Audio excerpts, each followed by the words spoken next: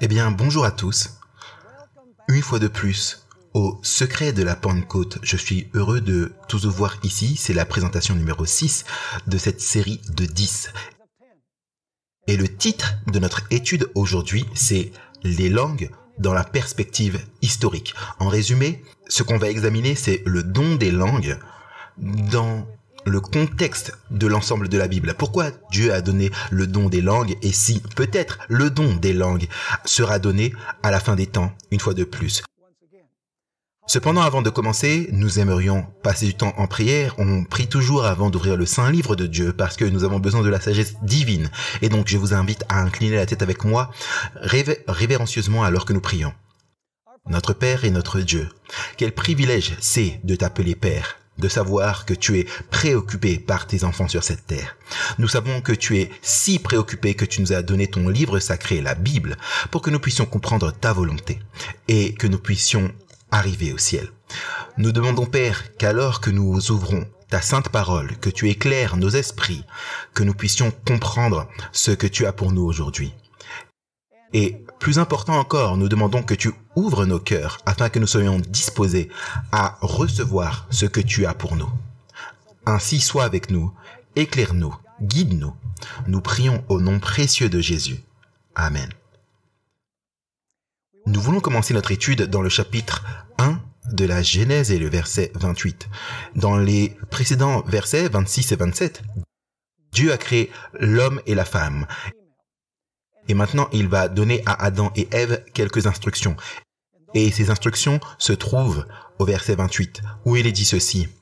Dieu les bénit et Dieu leur dit, « Soyez féconds, multipliez, remplissez la terre et l'assujettissez, et dominez sur les poissons de la mer, sur les oiseaux du ciel et sur tout animal qui se meut sur la terre. » Maintenant, la phrase particulière sur laquelle j'aimerais me focaliser alors qu'on commence notre étude, c'est quand Dieu dit « remplissez la terre ». Vous voyez, ce n'était pas le plan de Dieu que l'homme puisse se regrouper à un endroit sur la terre. C'était par contre le plan de Dieu que les êtres humains se répandent sur toute la terre et peuplent la terre dans son ensemble. Et nous allons voir que c'est un détail très important.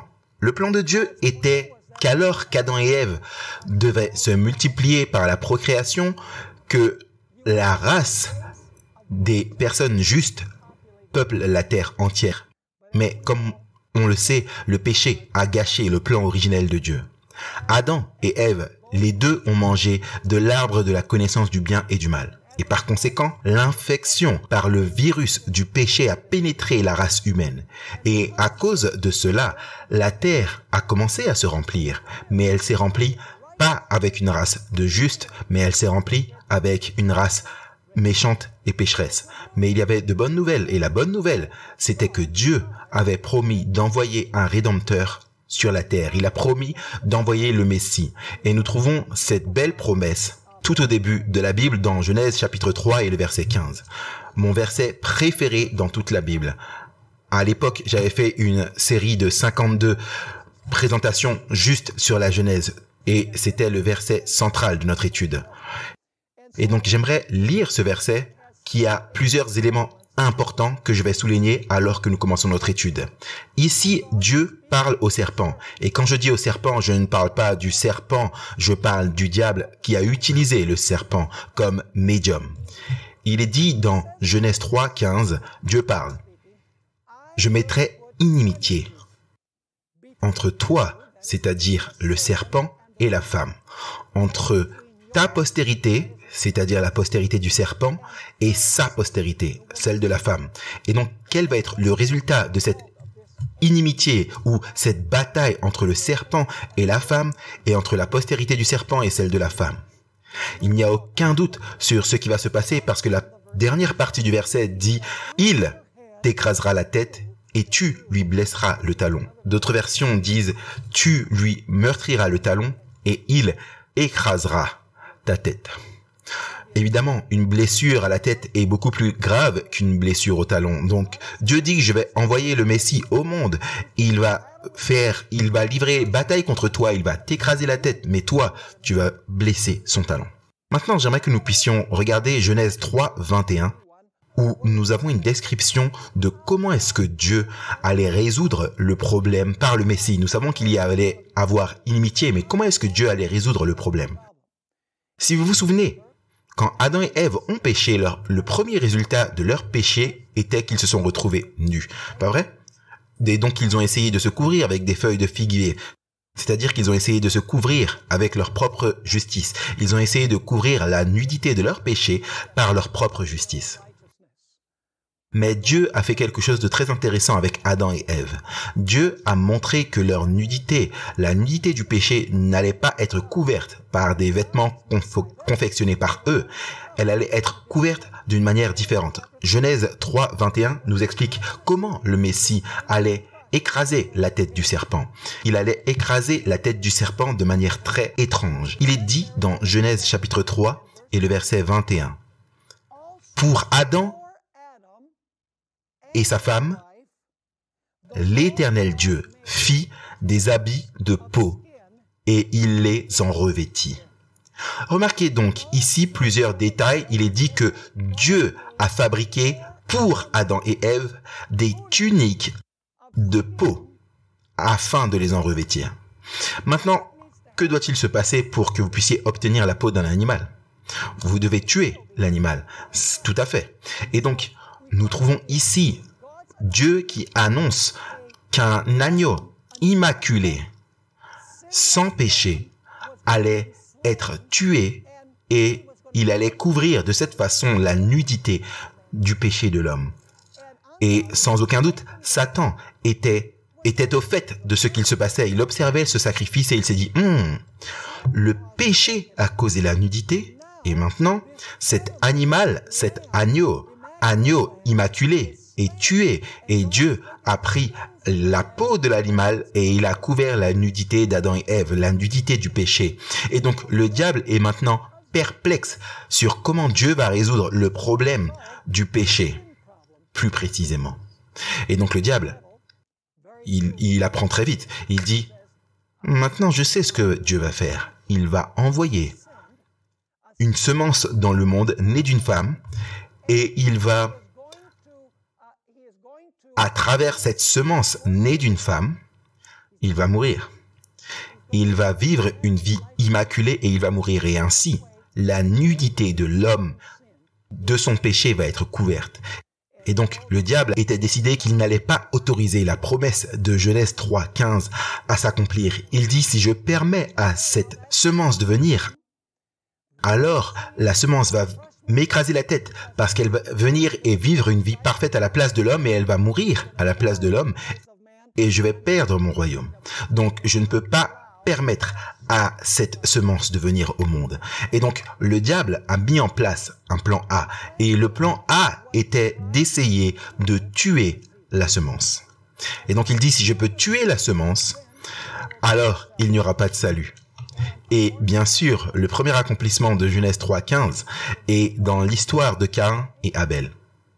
C'est le chapitre juste après, c'est au chapitre 4 de la Genèse. Et là, vous voyez un développement du thème de Genèse 3 et verset 15. Vous vous souvenez que dans Genèse 3, 15, nous avons l'inimitié, pas vrai? Nous avons une femme, pas vrai? Nous avons un serpent.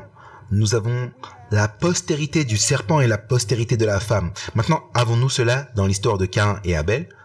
Tout à fait. Qui est la femme? La femme, c'est Ève. Est-ce que le serpent est là? Eh bien, il n'est pas manifestement là. Mais si vous allez dans 1 Jean 3, verset 12, il est dit que Caïn était du méchant. Donc cela veut dire qu'il y avait quelqu'un derrière Caïn qui était du méchant. Ainsi, le serpent est impliqué. Est-ce que vous avez une semence juste dans cette histoire? Oui, c'est Abel. Est-ce que vous avez une postérité méchante du serpent? Oui, c'est Caïn. Et est-ce que vous avez l'inimitié dans cette histoire? Absolument. Donc, tous les éléments de Genèse 3, 15 se trouvent dans l'histoire de Caïn et Abel. Vous voyez, je crois que le diable a pensé que peut-être Abel était la postérité promise et il s'est dit, si je peux effacer cette semence, il n'y aura pas de plan du salut.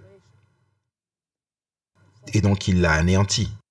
Mais Dieu a fait quelque chose de très intéressant après que Caïn ait tué Abel. On trouve cela dans Genèse 3, verset 15, que le plan de Dieu n'allait pas être frustré. Il est dit là dans Genèse 4, verset 25, Adam connut encore sa femme. Elle enfanta un fils et l'appela du nom de Seth. Pourquoi l'a-t-elle appelé Seth? Car Dieu m'a donné une autre postérité pour moi, à la place d'Abel, que Caïn a tué. Vous voyez, le diable a dit, ok, problème résolu. Abel est parti. Alors Dieu dit, je vais envoyer une autre postérité née d'une femme. Et donc Dieu envoie Seth. Et bientôt, le diable a commencé à découvrir que Dieu n'introduit pas la postérité dans le monde par ses postérités préliminaires. Bientôt, le diable se rend compte que ce que Dieu fait, c'est qu'il préserve une généalogie. Il conserve une liste de justes descendants d'où, au final, le Messie viendrait. Donc, il dit, ces semences, ces postérités préliminaires ne sont pas la semence. Ces postérités préliminaires sont la manière dont Dieu finira par introduire le Messie dans le monde. Et ainsi, le diable dit, cela ne me sert à rien de tuer une semence parce que Dieu en suscite une autre. Et donc, il doit y avoir une meilleure façon d'empêcher que cette promesse soit accomplie. Et donc, le diable va au plan B. Et le plan B n'était pas de tuer les semences, mais de se mêler à elles ou de faire une composition des deux postérités. Ainsi, la semence juste perdrait son identité. Dans les chapitres 4 et 5 de la Genèse, nous avons deux généalogies. Au chapitre 4, nous avons la généalogie de Caïn. C'est la liste des descendants de Caïn. Et d'ailleurs, il y a trois femmes méchantes mentionnées dans la généalogie de Caïn. Ce sont les filles des hommes, accessoirement. Puis, dans Genèse chapitre 5, nous avons la liste des descendants de Seth. Puis, au chapitre 6, au tout début du chapitre, nous avons les fils de Dieu et les filles des hommes. Donc, dans le contexte, les fils de Dieu sont les descendants de Seth, qui perpétuent la semence juste. Et les filles des hommes sont les femmes mentionnées dans la généalogie de Caïn. Elles sont du méchant. Et donc le diable dit, ce que je dois faire, c'est que je dois mélanger ces deux postérités afin que la semence juste soit avalée par la semence méchante. Ainsi, la semence juste disparaîtra de la terre. Allons dans Genèse chapitre 6 et les versets 1 et 2. Ensuite, on va aller au verset 5. Et vous remarquerez comment le plan du diable était assez réussi. Pas totalement couronné de succès, mais assez réussi. Il est dit là dans Genèse 6, verset 1. Lorsque les hommes eurent commencé à se multiplier sur la face de la terre et que des filles leur furent nées, les fils de Dieu, souvenez-vous dans le contexte, les fils de Dieu sont les descendants de Seth, de la postérité juste. Il est dit, les fils de Dieu virent que les filles des hommes étaient belles. C'est donc les femmes dans la généalogie de Caïn. Ils ont vu que les filles des hommes étaient quoi? Belles. Laissez-moi vous demander quelque chose. Est-ce que vous pensez que toutes les filles de Dieu étaient laides? Pensez-vous qu'il y avait aussi des filles de Dieu? Bien sûr, il y avait des filles de Dieu. Alors pourquoi les fils de Dieu ont pensé que les filles des hommes étaient si belles et les filles de Dieu n'étaient pas si belles? Il doit y avoir quelque chose d'extérieur que les filles des hommes avaient et que les filles de Dieu n'avaient pas. Et si vous lisez les écrits des rabbins, ils disent que les femmes, avant le déluge, se pavanaient leur corps à moitié nu et avec des bijoux et du maquillage sur leur visage. C'est ça qui a attiré l'attention des fils de Dieu. Ils ont dit, ces filles de Dieu, elles sont bof. Mais regarde ces filles des hommes, comment elles sont belles. Mais c'était de la beauté artificielle parce que c'est une beauté extérieure. Et donc, ce que le diable fait, c'est qu'il entremêle le juste avec le méchant, la postérité juste afin que cette dernière disparaisse de la terre. En fait, si vous regardez ce qu'on trouve dans Genèse chapitre 6 et verset 5, quel était le résultat de ce mélange? Il est dit, l'Éternel vit que la méchanceté des hommes était grande sur la terre et que toutes les pensées de leur cœur se portaient chaque jour uniquement vers le mal. Est-ce que son plan était pas mal réussi de mélanger les deux postérités? Assurément. En fait, non seulement les pensées de leur cœur ne se tournaient que continuellement vers le mal, mais les pensées se sont manifestées en action. Regardez les versets 11 et 12 de Genèse 6. Il est dit, la terre était corrompue devant Dieu. La terre était pleine de quoi? De violence. Alors Dieu regarda la terre Et en effet, elle était corrompue, car toute chair avait corrompu sa voie sur la terre. C'est le résultat du mélange des deux postérités. Et vous savez ce qui est intéressant? C'est qu'il n'y a aucun doute possible qu'avant le déluge, il devait y avoir des millions de personnes qui ont vécu sur cette terre. Entre la création et le déluge, une période de 1156 années se sont écoulées.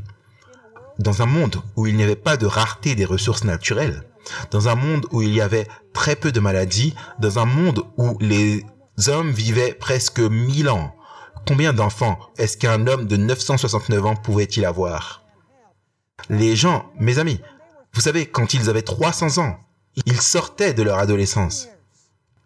Je veux dire, il n'y a aucun doute possible qu'il y avait des millions de personnes sur la planète Terre, mais le fait qui donne à réfléchir, c'est que la Bible nous dit qu'il ne restait que 8 personnes justes devant Dieu. En fait, il est dit que Noé était juste aux yeux de l'Éternel. Et si Dieu n'avait pas coupé court, alors toute la race humaine aurait été démoralisée et Dieu n'aurait pas eu personne par qui apporter le Messie promis dans le monde parce qu'il devait venir d'une lignée sacrée. Et donc Dieu dit, je vais nettoyer la terre, je vais anéantir toute la méchanceté de la terre. Ainsi, on peut tout recommencer avec Noé, le juste. Et donc Dieu envoya le déluge, anéantit toute la race humaine. Et Noé était celui qui restait pour continuer la sainte lignée. Et ainsi, Noé et sa famille sortent de l'arche. Et j'aimerais que vous puissiez remarquer ce que Dieu dit à Noé de faire. Genèse chapitre 9 et verset 1 nous dit que Dieu a donné des instructions à Noé et à sa famille. Il est dit, Dieu bénit Noé et ses fils et il leur dit, soyez féconds, multipliez et quoi? Remplissez la terre. En d'autres termes, Dieu dit encore une fois, ne vous regroupez pas en un seul endroit. Répandez-vous sur toute la terre. Parce que Dieu ne veut pas que les hommes se regroupent pour s'agglomérer, parce que cela centralise l'apostasie contre lui. Mais comme vous savez, juste 200 ans après le déluge, les hommes faisaient les mêmes choses qu'ils faisaient avant le déluge. Ils avaient proliféré et ils avaient rempli la terre. Oui, mais avec une race méchante. Et ils sont arrivés au point où ils se sont dit, vous savez, on ne devrait pas se répandre sur toute la terre. Nous devrions en fait construire une ville et une tour et nous devrions tous nous rassembler et former une capitale, une métropole du monde. Et ainsi ils se rassemblèrent tous en un seul lieu avec l'intention de consolider le mal, centraliser le mal, tous sur la même page. Et donc Dieu dit, non, ça ne va pas fonctionner. Et ainsi nous avons l'épisode de la tour de Babel. Lisons à ce sujet dans Genèse chapitre 11 versets 6 à 8. Genèse chapitre 11 versets 6 à 8. Et le Seigneur dit, voici, ils forment un seul peuple et ont tous une même langue. En résumé, il dit, ils sont tous sur la même page. Et ont tous une même langue. Ils sont un parce qu'ils ont tous une même langue. Et c'est là ce qu'ils ont commencé à faire. Donc ce n'est que le début. Maintenant, rien ne les empêcherait de faire tout ce qu'ils auraient projeté. Venez, allons, descendons, et là, confondons leur langage. Le mot là, dans la Septante, c'est glossa, d'où nous obtenons le mot glossolali. Donc, il dit, descendons, et là, confondons leur langage, afin qu'ils n'entendent plus la langue les uns des autres. Et l'Éternel fit quoi? Ce qu'il ne voulait pas faire. Il ne voulait pas se disperser. Donc Dieu dit, j'ai une méthode pour vous disperser, afin que le mal ne soit pas centralisé, il ne se consolide pas. Donc il dit, l'Éternel les dispersa loin de là sur la face de toute la terre, et ils cessèrent de bâtir la ville. C'est pourquoi on l'appela du nom de Babel, car c'est là que l'Éternel confondit le langage de toute la terre, et c'est de là que l'Éternel les dispersa sur la face de toute la terre. Donc en résumé, le plan de Dieu était de disperser tous les habitants de la terre afin qu'ils ne puissent pas centraliser et consolider le mal. Parce que maintenant, ayant des langues différentes, ils devaient se rassembler selon leur langue et établir différentes cultures. Donc ce serait très difficile de centraliser et d'universaliser le mal, parce qu'on aurait tellement de différentes langues, de nations et de cultures. Ellen White a une manière très intéressante de décrire ce qui s'est passé à la tour de Babel. Dans le livre « L'histoire de la rédemption », pages 73 et 74, elle dit, en parlant des constructeurs de Babel, en colère les uns contre les autres et incapables de rendre compte du malentendu et des mots étranges. Vous savez, il y a un texte dans le Nouveau Testament, 1 Corinthiens 14, verset 2, certaines versions traduisent « étrange langue ». Intéressant qu'Ellen White utilise le mot « étrange » ici. Laissez-moi vous demander, est-ce que ces langues étaient de vraies langues qui étaient parlées à Babel, des langues terrestres? Oui, et pourtant Ellen White dit que, en colère les uns contre les autres et incapables d'expliquer le malentendu, et les paroles étranges parmi eux, ils ont quitté l'œuvre et se sont séparés les uns des autres et se sont dispersés partout sur toute la terre. Jusqu'à alors, les hommes avaient parlé, les hommes n'avaient parlé qu'une seule langue. Et donc le problème de la consolidation est résolu, parce que maintenant, vous avez de nombreuses nations, de nombreuses cultures, de nombreuses façons de penser, et toutes ces nations vont être à la gorge l'un de l'autre. Donc vous n'allez pas être en mesure de globaliser la rébellion, de centraliser la rébellion. Mais cela a également créé un problème. Et le problème, c'est comment est-ce que toutes ces nations peuvent être touchées par le message du Messie? Comment pourriez-vous présenter le message à tous les groupes linguistiques dans tout le monde? Eh bien, Dieu a décidé qu'il choisirait un peuple spécial pour partager son message avec le monde, pour préserver la lignée sainte et annoncer la venue du Messie. Et il a établi cette nation, Israël, en terre promise. En fait, il les a établis au carrefour de 3 continents.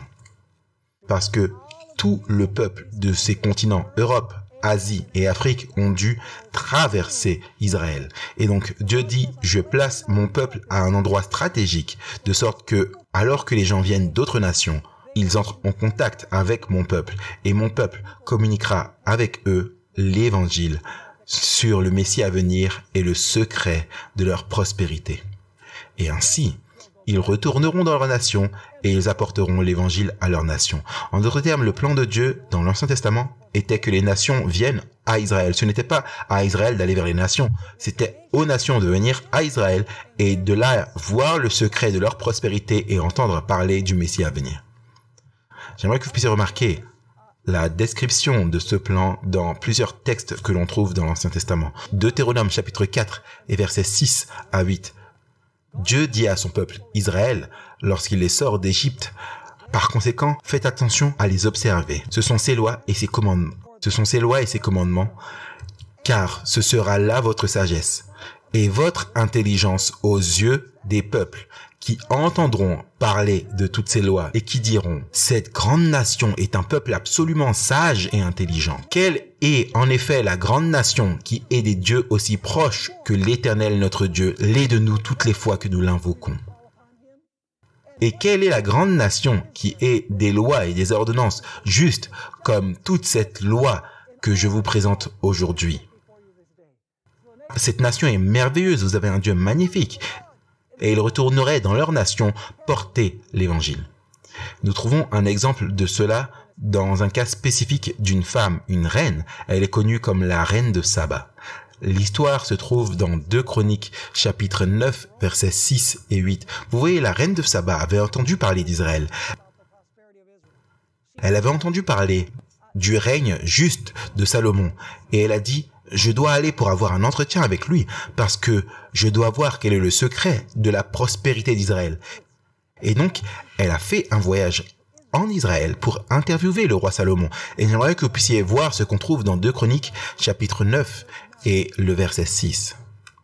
Voici ce que dit la reine de Saba. Je ne croyais pas ce qu'on en disait. Donc, c'est-à-dire de la renommée de Salomon, avant d'être venu et d'avoir vu de mes yeux.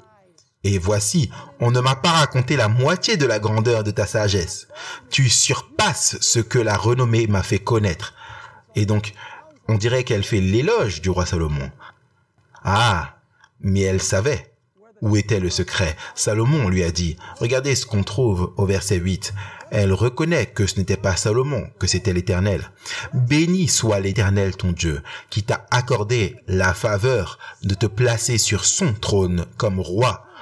Regardez, qui t'a accordé la faveur de te placer sur son trône pour être roi, comme roi pour l'Éternel ton Dieu. C'est parce que ton Dieu aime Israël et veut le faire subsister à toujours, qu'il t'a établi roi sur lui pour que tu fasses droit et justice. Tu as un Dieu merveilleux. C'est ce que dit la reine de Saba à Salomon.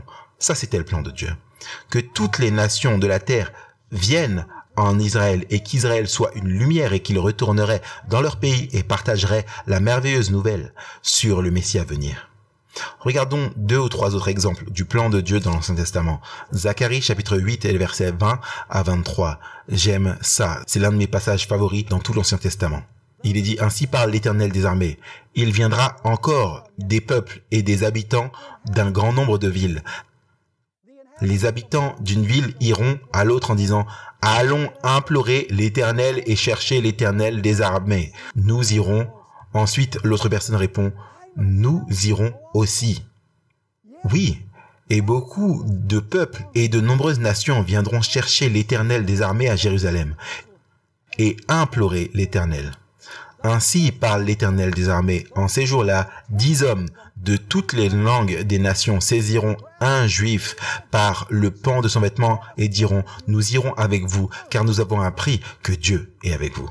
Quel plan merveilleux est-ce que Dieu avait pour Israël, qu'ils soient les témoins. Ensuite, on a Ésaïe 49 et le verset 6. Dieu exprime l'étendue de son plan en Israël, présentant l'évangile au monde. Il est dit dans Ésaïe 49, verset 6, il dit, c'est peu que tu sois mon serviteur pour relever les tribus de Jacob et pour ramener les restes d'Israël. Regardez, en d'autres termes, je ne t'ai pas appelé uniquement pour restaurer Israël, pour élever Israël. Non, mon plan est beaucoup plus grand. Remarquez la dernière partie du verset. Dieu dit, je t'établis pour être la lumière des nations, pour porter mon salut jusqu'aux extrémités de la terre. Puis nous avons Ésaïe 16, verset 3. Encore une fois, l'idée dans l'Ancien Testament, c'est que les nations viennent à Israël parce que Dieu a placé Israël au carrefour de 3 continents. Donc les gens devaient aller par Israël pour passer d'un endroit à un autre. Donc il est dit dans Ésaïe 60, verset 3, « Des nations viendront à ta lumière. » Remarquez, elles viendront à ta lumière et des rois à la clarté de tes rayons. Quel plan merveilleux Dieu avait. Malheureusement, Israël, dans une large mesure, n'a pas réussi à accomplir le plan de Dieu. D'abord, avant la captivité babylonienne, Israël s'est mêlé aux nations et a un grand degré perdu son identité. Puis, la captivité babylonienne a guéri Israël de l'idolâtrie et de se mêler avec les nations. Mais alors Israël s'est enfermée elle-même et se considérait comme meilleure que tout le reste du monde. Et elle s'est isolée des nations.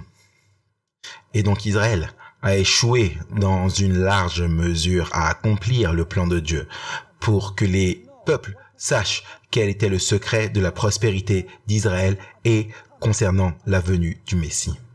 La Bible dit que Jésus est venu pour racheter les siens et même les siens ne l'ont pas compris parce que les siens ne l'ont pas reçu. Ils n'étaient absolument pas prêts à recevoir le Messie, mais malgré tout, Jésus est venu.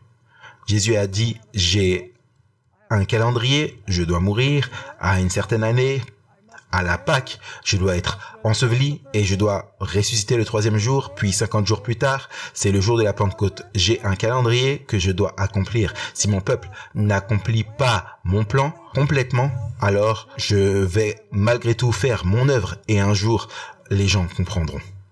Et ainsi, Jésus est venu et il a accompli ce qui était annoncé dans la Genèse. Souvenez-vous, dans Genèse, nous avions cet agneau immaculé qui était choisi, puis l'agneau fut immolé. Et l'agneau immolé a couvert la nudité de l'homme. Dieu annonçait que l'agneau véritable de Dieu allait venir au monde et qu'il allait vivre une vie parfaite comme agneau immaculé. Et il allait mourir pour les péchés du monde. Et par sa justice, il allait couvrir la nature pécheresse de l'homme. Et ainsi Jésus est venu et il a fait face aux tentations du diable. Et il n'a jamais échoué, même une fois. Il a vécu une vie parfaite. Il était un agneau immaculé, sans tache. Puis Jésus est allé à la croix et il est mort. Maintenant, à quoi cela servirait-il à Jésus d'avoir vécu sa vie et d'être mort pour le péché si personne au monde ne le savait? C'était nécessaire que le monde le sache. Eh bien, vous voyez, c'était le plan de Dieu que l'ensemble du monde le sache avant que le Messie ne vienne, afin que lorsque Jésus vienne, le monde entier soit prêt à le recevoir. Mais même pas Israël n'avait compris la venue du Messie. Et donc, après que Jésus ait vécu et soit mort, il dit ce message doit aller au monde entier. Et donc maintenant, Dieu adopte un plan différent. Alors que dans l'Ancien Testament, le plan était que les nations viennent à Israël et découvrent le secret d'Israël, de sa prospérité, et qu'Israël partage comment le Messie viendrait sauver la race humaine. Maintenant, Jésus dit le plan n'est pas que les nations viennent, le plan est que vous alliez. Regardez Matthieu chapitre 28 et verset 18 à 20. Matthieu chapitre 28 et verset 18 à 20. Et Jésus vint et leur parla en disant, toute autorité, il parle à ses disciples, toute autorité m'a été donnée dans le ciel et sur la terre. C'est quoi le mot suivant? Pas qu'ils viennent à votre lumière. Ça, c'était dans l'Ancien Testament. Allez donc et faites de toutes les nations des disciples, les baptisant au nom du Père, du Fils et du Saint-Esprit, et enseignez-leur à observer tout ce que je vous ai prescrit.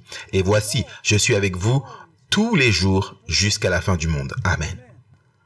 Et bien sûr, nous avons Actes chapitre 1 et les versets 7 et 8. Lisons également quel était le plan de Dieu. Le plan de Dieu était de partager la parole avec le monde entier, tout comme dans l'Ancien Testament. Regardez ça. Actes chapitre 1, versets 7 et 8. Il leur répondit, ce n'est pas à vous de connaître les temps ou les moments que le Père a fixés de sa propre autorité, mais vous recevrez une puissance, le Saint-Esprit venant sur vous.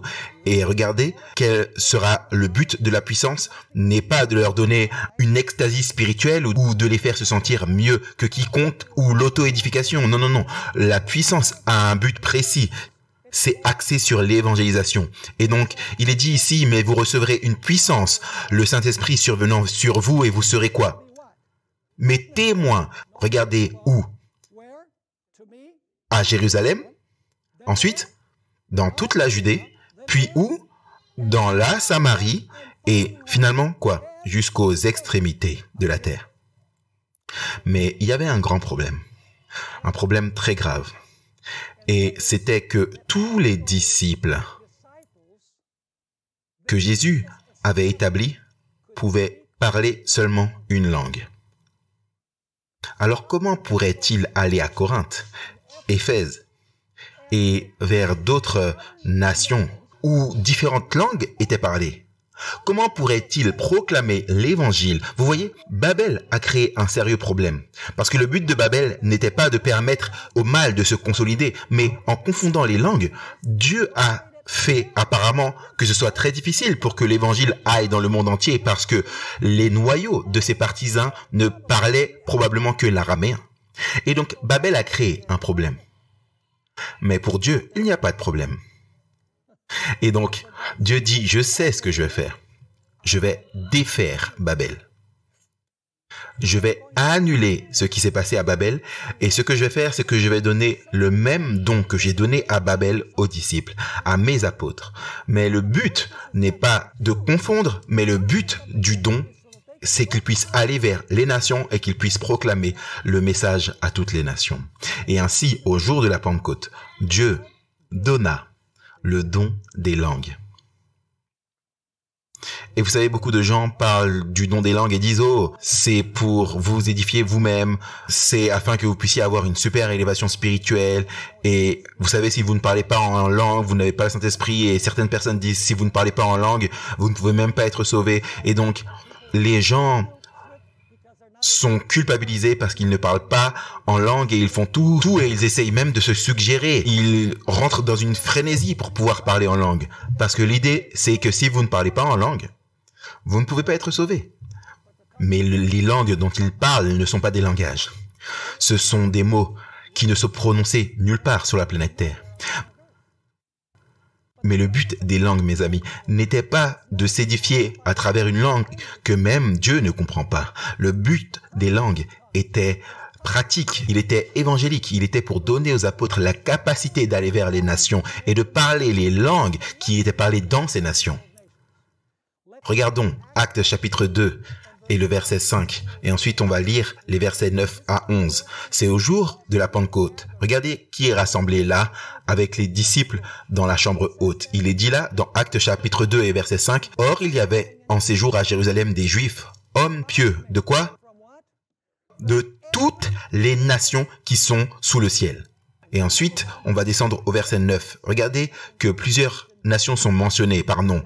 Parthes, Mèdes, Élamites, ceux qui habitent la Mésopotamie, la Judée, la Cappadoce, le Pont, l'Asie, la Phrygie, la Pamphylie, l'Égypte, le territoire de la Libye voisine de Cyrène, et ceux qui sont venus de Rome, juifs et prosélytes, crétois, arabes.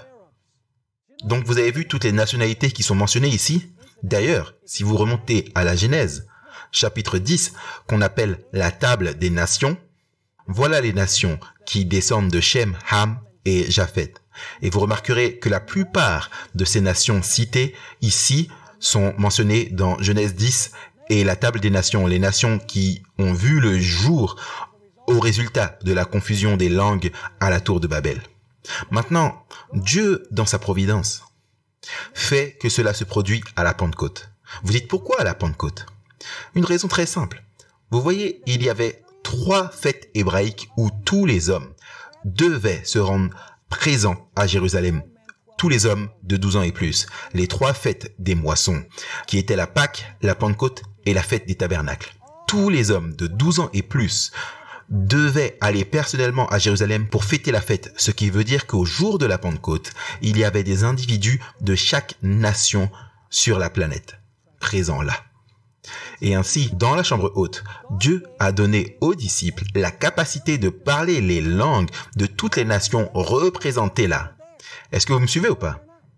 Et quel était le but de qu'ils puissent parler les langues des nations réunies là?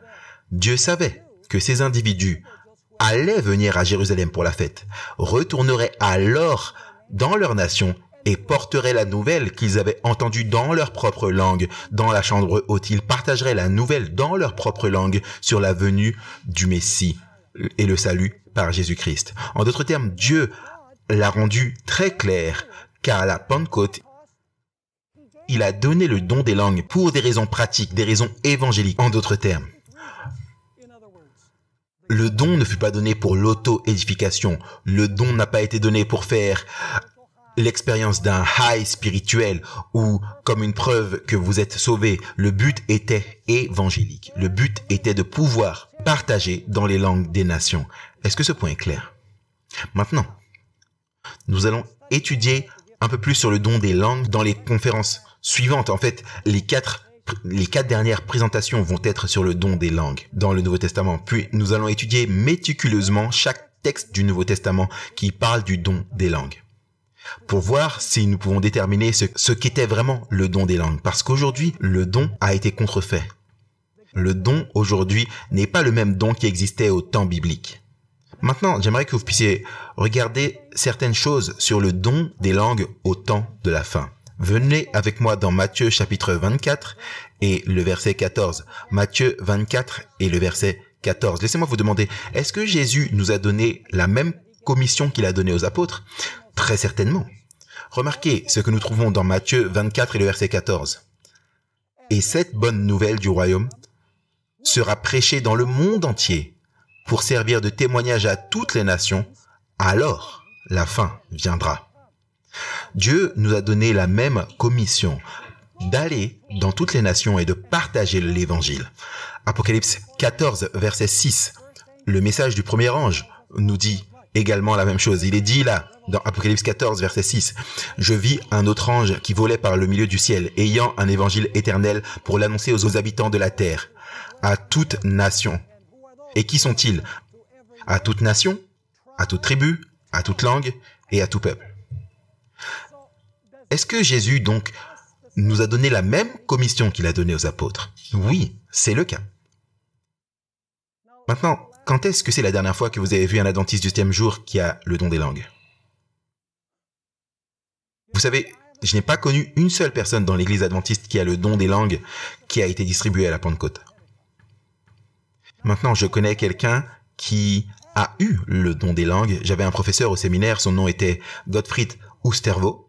Vous savez, il raconte des choses incroyables et des histoires. Lorsqu'il a été en Nouvelle-Guinée, il a été en mesure de communiquer avec les indigènes sans avoir étudié leur langue. Donc, je n'ai aucun doute que il y a des individus ici et là qui ont reçu le don des langues. Mais ce n'est pas très répandu aujourd'hui dans l'église adventiste, n'est-ce pas? Pas très répandu du tout. Et vous dites, pourquoi est-ce que le don n'est pas répandu aujourd'hui tel qu'il l'était au jour des apôtres? La raison est très simple, mes amis. Aujourd'hui, le don n'est pas nécessaire. Vous voyez, le don a été donné à cause des circonstances spéciales, au jour de la Pentecôte. Parce que l'évangile devait aller dans le monde entier. Mais permettez-moi de vous demander, y a-t-il des adventistes pratiquement dans tous les pays du monde aujourd'hui? Y a-t-il des indigènes qui parlent ces langues dans ces pays-là? Absolument. Donc, est-ce que le don des langues est nécessaire aujourd'hui pour porter l'évangile à ces nations? Non, car il y a déjà du monde là qui parle ces langues. Et donc, ce n'est pas pour dire que dans certaines circonstances particulières, je dois partager l'évangile dans une langue que je n'ai jamais étudiée et que Dieu juge nécessaire de me donner le don des langues, il peut le faire. Mais ce n'est pas aussi répandu aujourd'hui que dans les circonstances, car les circonstances ne l'exigent pas. Est-ce que vous me suivez ou pas? Maintenant, écoutez mes amis. La Bible nous dit qu'il va y avoir une Babylone à la fin des temps. Est-ce que c'est vrai? Il va y avoir une Babylone de la fin des temps. Et cette Babylone de la fin des temps va être très similaire à la Babylone qui existait dans l'Ancien Testament lors de la tour de Babel. Babylone ressuscitera. Et j'aimerais que vous puissiez remarquer ce que nous trouvons dans Apocalypse chapitre 17 et les versets 1 et 2. Soit dit en passant, on ne parle pas de la Babylone littérale à côté de l'Euphrate littéral. Le livre de l'Apocalypse indique clairement que cette Babylone est une Babylone mondiale. C'est une Babylone spirituelle. En d'autres termes, elle a le même esprit que la Babylone à la tour de Babel, le même esprit. Mais c'est une Babylone globale, mondiale. Et j'aimerais que vous puissiez regarder Apocalypse 17, versets 1 et 2, et ensuite on va sauter au verset 15. Le peuple de Dieu va partager l'évangile avec le monde, mais il y a une prostituée qui va partager son vin avec le monde également. Regardez. Puis un des 7 anges qui tenait les 7 coupes vint et m'adressa la parole en disant « Viens, je te montrerai le jugement de la grande prostituée. » Question. Qu'est-ce qu'une prostituée représente dans l'Écriture? Elle représente une église apostate, soit dit en passant. Elle n'est pas seulement appelée la grande prostituée, mais elle s'appelle la mère des prostituées, ce qui veut dire qu'elle doit avoir des filles qui sont nées d'elle. Donc il s'agit de la mère et des filles. Et en tant qu'adventistes, nous savons que cela représente la papauté et le protestantisme apostat qui est né de la papauté au XVIe siècle. Maintenant, les filles n'étaient pas apostates à l'époque, mais au cours du temps, parce qu'elles n'ont pas adopté la plénitude de la vérité, petit à petit elles se sont égarées de la vérité et elles sont devenues apostates, comme la mère. Et donc, remarquez ce qui est dit ici. Je vais te montrer le jugement de la grande prostituée qui est assise sur les grandes eaux. C'est avec elle que les rois de la terre se sont livrés à l'impudicité, c'est-à-dire que cette église fornique avec les rois de la terre, en d'autres termes. Elle a des relations illicites avec les pouvoirs civils de ce monde. C'est une église qui est impliquée avec l'État. Et donc, il continue de dire que les rois de la terre se sont livrés à l'impudicité et qui a rendu les habitants de la terre, quoi? Ivres du vin de sa fornication. Son vin, ce sont les fausses doctrines. En d'autres termes, cette prostituée et ses filles vont donner du vin aux nations, le vin des fausses doctrines. Qu'est-ce que le peuple de Dieu va présenter au monde? Ils vont présenter la pure doctrine, non fermentée, du jus de raisin non fermenté si vous voulez. Mais là, c'est du vin fermenté parce que ça rend les gens ivres. Et puis, j'aimerais que vous puissiez remarquer qu'elle est assise sur de grandes eaux. Qu'est-ce que ça veut dire qu'elle est assise sur de grandes eaux? Il est dit au verset 15 d'Apocalypse 17. Puis il me dit, les eaux que tu as vues, sur lesquelles la prostituée est assise, ce sont des peuples, des foules, des nations et quoi? Des nations et des langues. Donc j'aimerais que vous puissiez imaginer cela. À la fin des temps, une Babylone similaire à Babel, dans Genèse chapitre 11, une Babel qui nourrit le monde de fausses doctrines, contrairement au peuple de Dieu qui présente la vérité telle qu'elle se trouve dans la parole de Dieu. Maintenant, est-ce que vous pensez que le diable va essayer de contrefaire le don des langues? Vous le pensez? Est-ce que le diable a une contrefaçon pour tout ce que Dieu fait?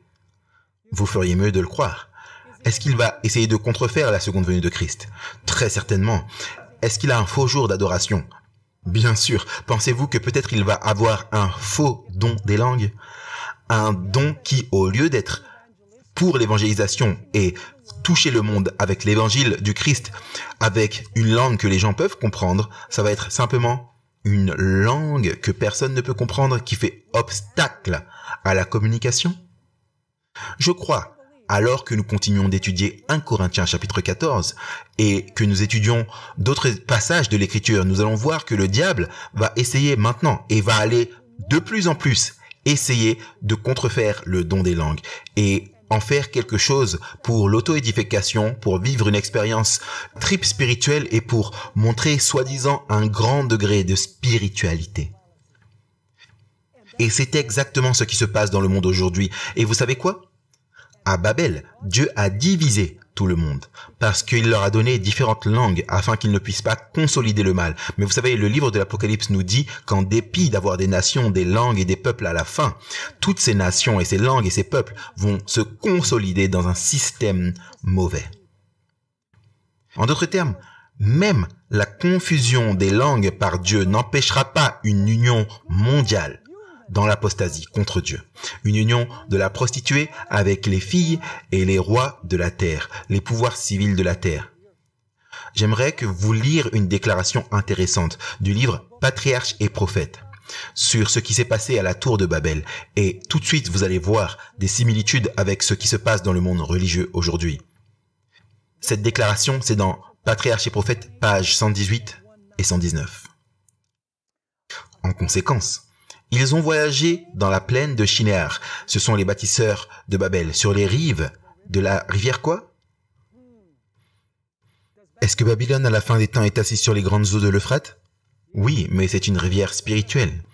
Vous voyez, ce n'est pas l'Euphrate littéral reformulé au Moyen-Orient ou en Irak, non, non. C'est un fleuve spirituel, c'est des multitudes, nations et des langues des peuples. Et la prostituée est un système apostat mondial. Et les filles sont les filles mondiales de la prostituée. Et donc, cela préfigure au niveau local ce qui va se passer universellement dans le monde. Il est donc dit qu'ils se sont rendus dans la plaine de Shinéar sur les rives du fleuve Euphrate. Ils ont été attirés par la beauté de l'endroit et la fertilité du sol. Et c'est sur cette plaine qu'ils ont décidé d'élire domicile. Maintenant, remarquez quel était leur objectif. Ici, ils ont décidé de construire une ville. Et en elle, une tour d'une telle prodigieuse taille qu'elle serait une merveille du monde. Ces entreprises avaient pour but, écoutez attentivement, d'empêcher le peuple de se disperser à l'étranger en colonie. En d'autres termes, qu'est-ce qu'ils voulaient faire? Ils voulaient unir le monde en rébellion contre Dieu. Pas se disperser à travers la terre comme Dieu l'avait dit. Est-ce qu'on voit ça aujourd'hui? Est-ce que vous avez déjà entendu parler du mot globalisme? Elle continue de dire, Dieu a dirigé les hommes. Laissez-moi remonter un peu. Ces entreprises avaient pour but d'empêcher les gens de se disperser à l'étranger en colonie. Dieu avait ordonné aux hommes de se disperser sur toute la terre pour la remplir et la soumettre. Mais ces bâtisseurs de Babel ont déterminé de garder leur communauté quoi? Unie en un seul corps. Ça, c'est dans Apocalypse 17 et 18, mes amis. Et de fonder une monarchie. C'est un système de gouvernement qui gouvernait à partir d'un seul endroit, qui devrait finalement englober toute la terre. Ça, c'est le globalisme. Donc, leur ville deviendrait la métropole d'un empire mondial. Vous voyez, un seul empire. Sa gloire commanderait l'admiration et l'hommage du monde et rendrait les fondateurs illustres. La magnifique tour qui s'élève jusqu'aux cieux était destinée à se dresser comme un monument du pouvoir et de la sagesse de ses bâtisseurs, perpétuant leur notoriété aux dernières générations. Qu'en pensez-vous? Regardez la page 119. Ce qu'Ellen White dit encore. Toute l'entreprise a été conçue pour exalter encore plus l'orgueil de ses bâtisseurs et de tourner l'esprit des générations futures loin de Dieu et de les conduire dans l'idolâtrie. À la page 123, elle dit que les hommes de Babel avaient déterminé d'établir un gouvernement qui devait être indépendant de Dieu. Est-ce que cela semble familier aujourd'hui? Puis à la page 123, elle dit « Si Dieu n'avait pas mis sa main, ils auraient démoralisé le monde dans ses balbutiements. Leur confédération a été fondée par une rébellion. Un royaume établi pour l'auto-exaltation, mais dans lequel Dieu ne devait avoir aucune règle ou honneur. Si cette confédération avait été permise, une forte puissance aurait dominé, écoutez attentivement, jusqu'à bannir la justice et avec elle la paix, le bonheur et la sécurité de la terre. Pour les statuts divins, qui sont des hommes saints et justes et bons, les hommes s'efforçaient de substituer des lois pour répondre aux aspirations de leur propre cœur cruel et égoïste. Puis à la page 119, elle dit « Le peuple s'est réjoui dans son succès et loua les dieux d'argent et d'or et se dressèrent contre le chef du ciel et de la terre. » Est-ce que les gens accumulent l'or et l'argent aujourd'hui? Comment appelons-nous cela? On appelle ça l'argent, pas vrai? Oui. Vous regardez le système mondial aujourd'hui, tout tourne autour de l'argent. Et soit en passant, Apocalypse chapitre 18, un chapitre très important, très peu de gens l'étudient, il parle de l'effondrement du système économique du monde. Vous devez lire ce chapitre, parce qu'il parle de l'effondrement du système économique, quand les individus prendront leur or et ils le jetteront dans les rues. Ils diront parce que cela ne peut pas nous sauver au jour de l'Éternel. Maintenant, j'aimerais terminer en lisant ceci. Cette déclaration magnifique de Patriarches et Prophètes, pages 123 et 124, où Ellen White applique ce qui s'est passé à Babel à ce qui se passe dans le monde à la fin des temps. Elle dit « Il y a des bâtisseurs de tours à notre époque. Infidèles. » Vous savez ce que sont les infidèles? Un infidèle est un individu qui n'a pas de foi. C'est essentiellement ce que cela signifie. Pas de foi, pas de confiance dans la Bible. Les infidèles construisent leur théorie sur des déductions supposées de la science et rejettent la parole révélée de Dieu. Est-ce que c'est ce qui se passe aujourd'hui? Le Dieu tout-puissant de la science. Vous savez, l'évolution est devenue la loi du pays. Même s'il faut plus de foi pour croire en l'évolution qu'en la création. Et pourtant, c'est un axiome qui est accepté et quiconque ne l'accepte pas est considéré comme une personne ignorante. Remarquez ce qu'elle continue de dire.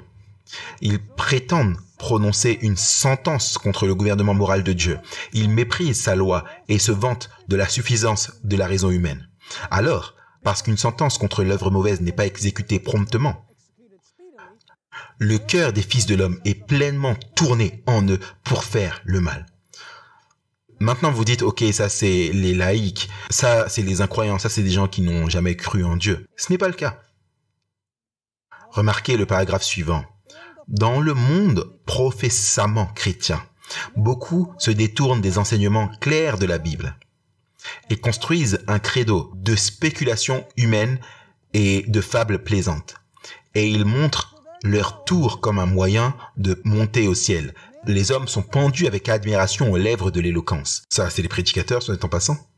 Alors qu'ils enseignent que le transgresseur ne doit pas mourir, que le salut peut être assuré sans l'obéissance à la loi de Dieu. Entendons-nous ça aujourd'hui? Absolument. Elle continue de dire, regardez de qui elle parle. Elle ne parle pas que des athées. Si les prétendus disciples de Christ acceptaient la norme de Dieu, cela les rapprocherait de l'unité. Mais aussi longtemps que la sagesse humaine est exaltée au-dessus de sa sainte parole, il y aura des divisions et des dissensions. La confusion déroutante existante de croyances contradictoires et les sectes est bien représentée par le terme Babylone que la prophétie applique, écoutez attentivement, que la prophétie applique aux églises aimant le monde des derniers jours. Les églises aimant le monde. Pas les athées, pas les laïcs, pas les gens séculiers, pas ceux qui affirment ne pas croire en l'existence de Dieu. Les soi-disant églises chrétiennes appliquent aux églises aimant le monde des derniers jours. Elle dit que beaucoup cherchent à se faire leur paradis en obtenant des richesses et du pouvoir. Ils parlent méchamment concernant l'oppression, bafouant hautement les droits de l'homme et sans tenir compte de l'autorité divine. Les orgueilleux peuvent être pour un temps dans une position de grand pouvoir, trouver du succès dans tout ce qu'ils entreprennent. Mais à la fin, ils ne trouveront que déception et misère. Le temps de l'investigation de Dieu est à la porte. Le plus haut descendra pour voir ce que les enfants des hommes ont construit. Son pouvoir souverain sera révélé. Les œuvres de l'homme orgueilleux sera abaissé. Je demande encore une fois, pensez-vous que le spiritisme a quelque chose à voir avec la stratégie de Satan pour unir le monde? Tout à fait. Est-il simplement possible qu'il y a un faux don des langues qui prolifère à travers le monde chrétien aujourd'hui, que le diable va utiliser comme remplacement pour la parole de Dieu, qui conduira la plupart du monde à s'égarer de l'Éternel? Je crois que nous le voyons dans le monde aujourd'hui. Ce n'est pas quelque chose qui va arriver, c'est quelque chose qui arrive même maintenant, alors que je parle. Dans l'un de nos sujets, je vais donner un exemple de ceci. Récemment, vous connaissez Tony Palmer et Kenneth Copeland. Vous savez, quand Kenneth Copeland s'est mis à parler dans une langue que personne qui était présent ne pouvait comprendre, il n'y avait même pas quelqu'un pour interpréter. Et il bénissait le pape. Et ainsi, la question c'est, comment savez-vous qu'il prononçait une bénédiction? Quel contrôle y a-t-il là pour savoir ce qu'il dit vraiment? Le diable pourrait parler. Et je pense que nous devons être très prudents sur ce sujet à la fin des temps.